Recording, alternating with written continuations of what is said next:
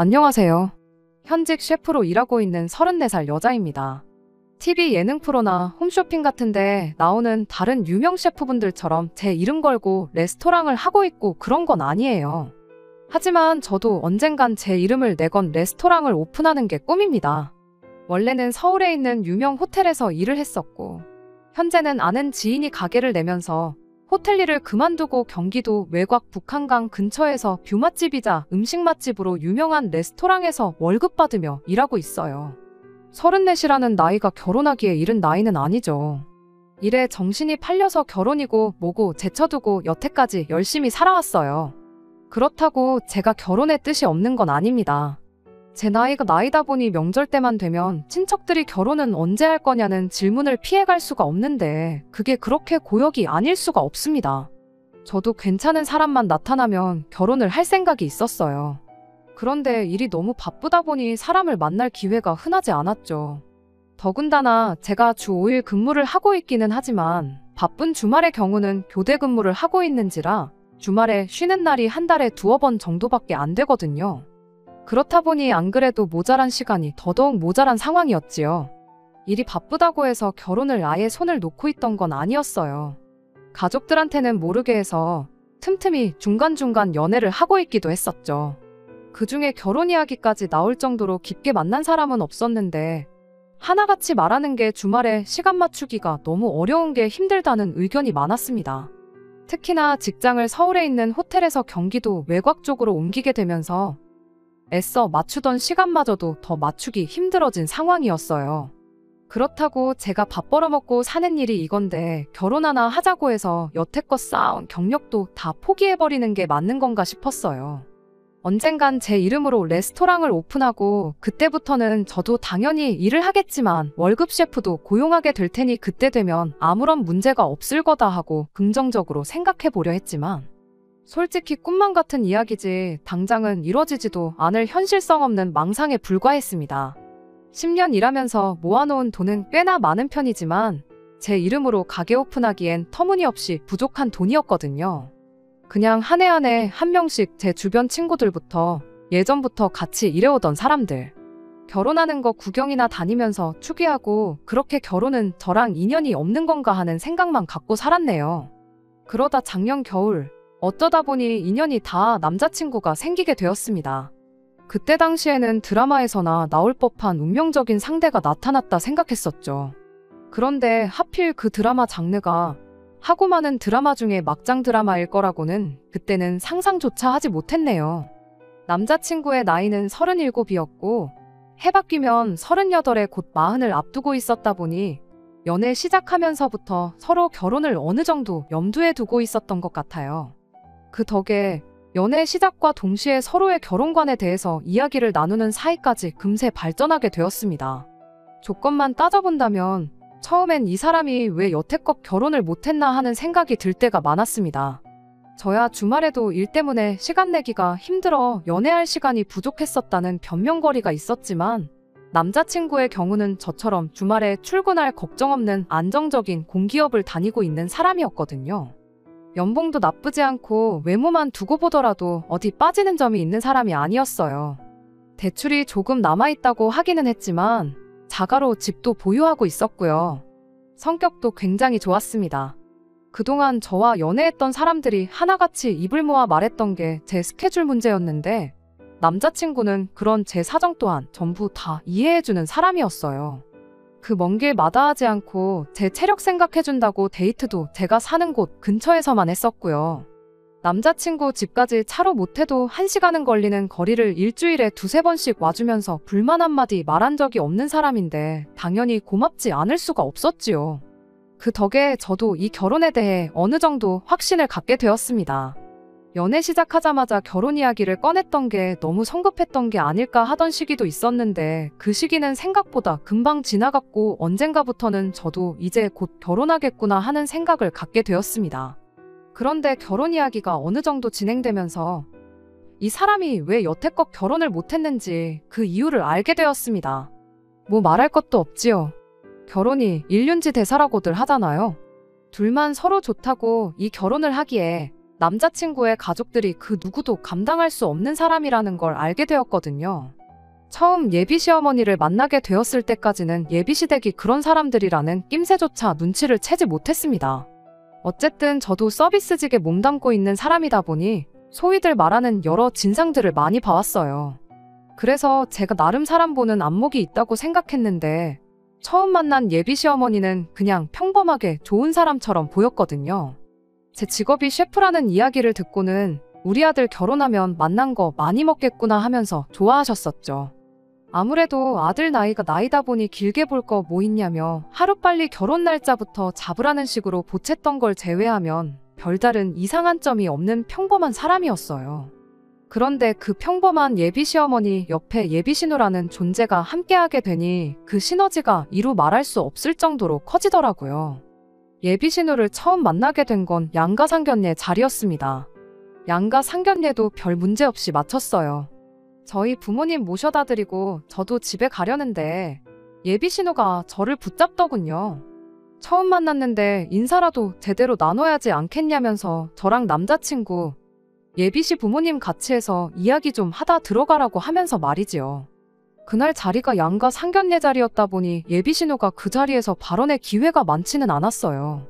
동생 와이프의 자기 옳게 될 사람인데 저를 궁금해하는 건 당연하다 싶었지요. 하지만 저도 곧바로 출근을 해야 하는 상황이었다 보니 나중에 자리를 따로 만들면 어떻겠냐고 대답했지요. 레스토랑에는 상견례가 있어서 출근이 조금 늦을 수도 있다고 양해를 구해놓았던 상황이긴 하지만 예비 신우랑 따로 자리를 만들면 못해도 2~3시간은 더 지체될 게 뻔했으니 이해 좀 해달라고 했죠.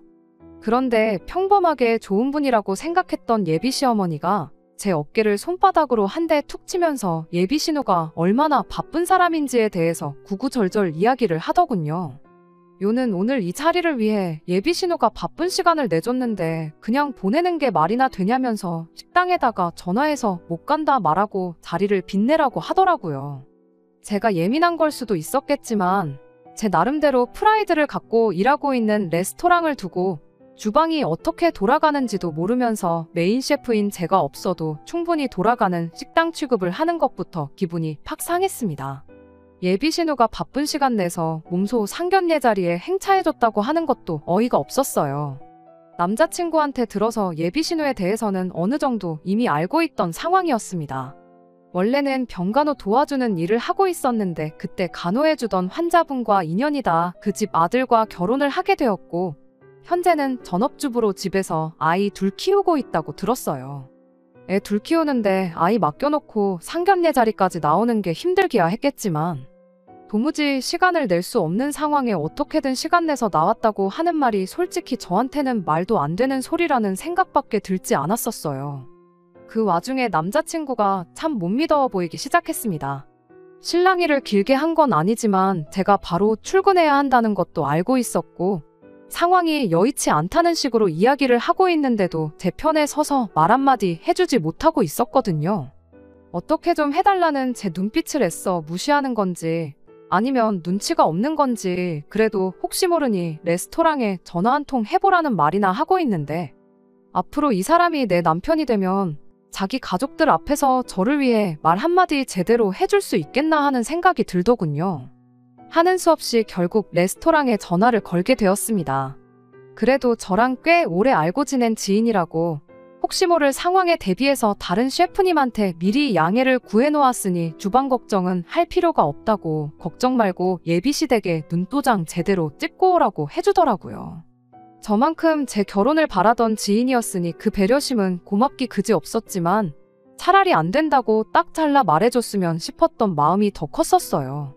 그런데 일이 이렇게 돼버리고 나니 그렇게 해준 지인 덕에 이 결혼을 피해갈 수 있었으니 지금은 고마운 마음이 더 크네요. 아무튼 그렇게 예비신우와 예비시 부모님 해서 그날 자리를 또 따로 마련하게 되었습니다. 상견례하면서 식사는 했다 보니 근처에 있는 조용하고 분위기 좋은 카페로 향했죠. 대화를 나누면서 더더욱이 이 자리가 굳이 필요했었나 하는 느낌을 지울 수가 없었습니다.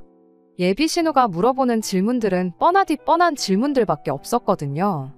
가족관계는 어떻게 되냐? 레스토랑에서 일하면 돈은 얼마나 버느냐 하는 제 개인적인 부분에 대한 질문들 말이에요. 이 질문들은 물론 예비 시어머니한테 처음 인사드릴 때 전부 다 나눴던 이야기이기도 했고요. 예비 시어머니가 대답해줘도 모자랄 거 없이 충분한 내용들을 출근해야 하는 사람 붙잡아서 하고 있으니 그저 속이 답답할 노릇이었습니다.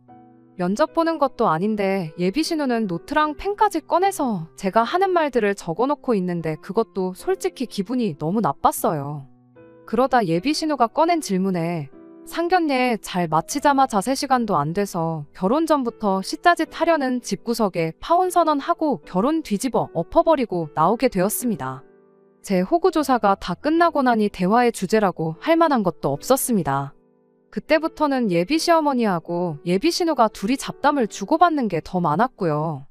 지나가면서 저 들으라고 하는 건지 제 속을 긁으려고 일부러 꺼낸 이야기인지는 모르겠지만 예비 신우가 예비 시어머니한테 먼저 그래도 음식하는 애가 며느리로 들어오니까 명절 때 되면 엄마가 좀 편하겠다 이런 소리를 하더군요. 이미 시작부터 며느리이자 옳게 기선제압을 하려는 게 눈에 선했고 그 상황에 입 꾹 닫고 앉아서 커피나 홀짝이고 있는 남자친구가 원망스럽기까지 했어요. 한참 둘이서 제 속 긁는 잡담을 주고받다가 예비 신우가 갑자기 저한테 자신 있는 요리가 뭐냐고 물어보더라고요. 이때부터는 정말 제가 예비시 가족하고 대화를 나누려고 온 자리인가? 아니면 호텔 주방 면접을 보러 온 자리인가 싶을 정도로 제 요리 실력에 대해 구체적인 질문을 꺼내기 시작했어요. 호텔에서 일했던 경력이 있다 보니 한식, 양식, 중식 크게 장르에 구애받지 않고 웬만한 건 다 할 줄 안다고 대답했죠. 그 중에도 제일 자신 있는 건 양식이고 특히 파스타류에 자신이 있다 대답했어요. 지금 일하는 곳에서도 제 파스타가 가장 인기 메뉴이기도 했고요. 예비 신우는 저희 대답에 파스타는 조금 아닌 것 같다는 알 수 없는 대답을 하더니 그 질문에서 좀 더 구체적인 질문을 해대기 시작했습니다. 갈비찜 같은 건 할 줄 아느냐, 잡채 같은 건 할 줄 아느냐 하는 식으로 말이에요. 저는 그게 앞서 말한 명절에 예비 시어머니 편하겠다고 꺼냈던 이야기의 연장선인 줄 알았는데 그게 아니었습니다. 난데없이 예비 신우가 제 다음 주 스케줄을 물어보더니 그 주 토요일에는 되도록 시간을 비우라고 하더군요.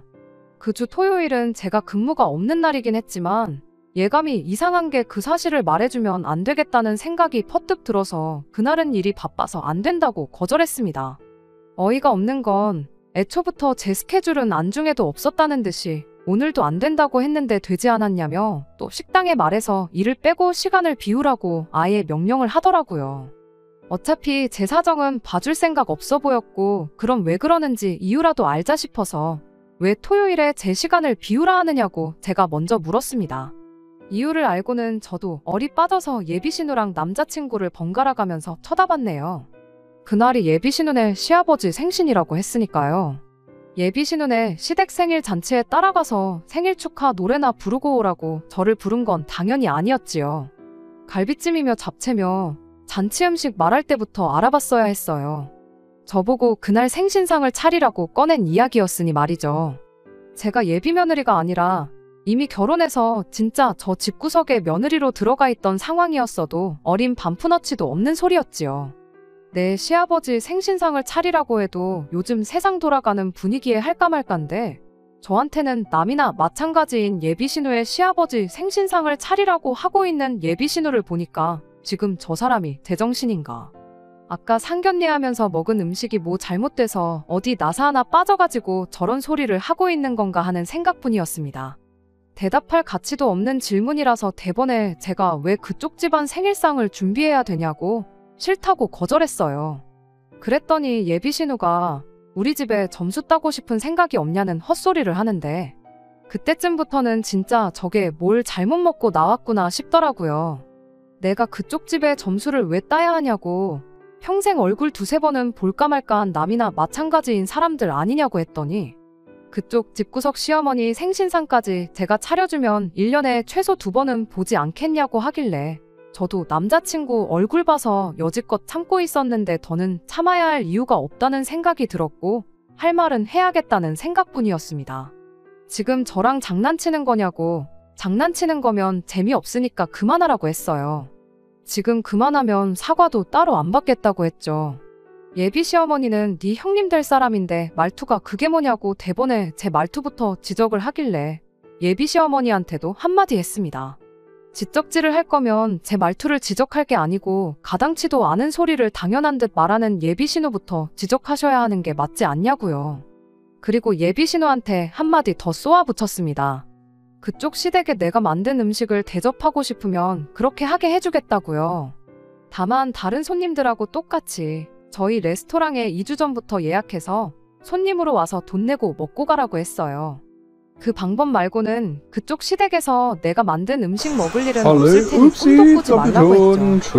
여태껏 가만히 커피만 쪽쪽 마시고 있던 남자친구는 제가 화를 내니 그제서야 눈치를 보기 시작하는데 그것도 제 눈치를 보는 게 아니라 여태껏 짧은 시간이나마 헛소리를 쏟아내던지 누나랑 제 말투 지적했다가 본전도 못 찾고 부들거리고 있는 자기 엄마 눈치를 보고 있었는데 아마 이미 이때부터 결혼은 물 건너갔구나 하는 걸 본능적으로 예감했던 것 같았고 저도 더는 미련 두지 않고 제 할 말은 해야겠다는 생각이 들었습니다. 예비 시어머니는 제 말투를 가지고 지적을 하더니 식당 일이나 하는 주제에 내 아들하고 결혼할 수 있게 허락해준다고 했으면 고마운 줄 알아야지. 저 하는 꼬라지 좀 보라면서 성질이 저러니까 식당 일밖에 못하고 있는 거 아니겠냐고 하더군요. 돈 받고 남들 밥 차려주는 걸로 먹고 사는데 다른 사람도 아니고 예비시댁 가족들 밥 차려주라는 말이 그렇게 기분이 나빴냐면서 자꾸 제 직업을 걸고 넘어지길래 똑같이 예비신우한테도 한마디 해줬습니다.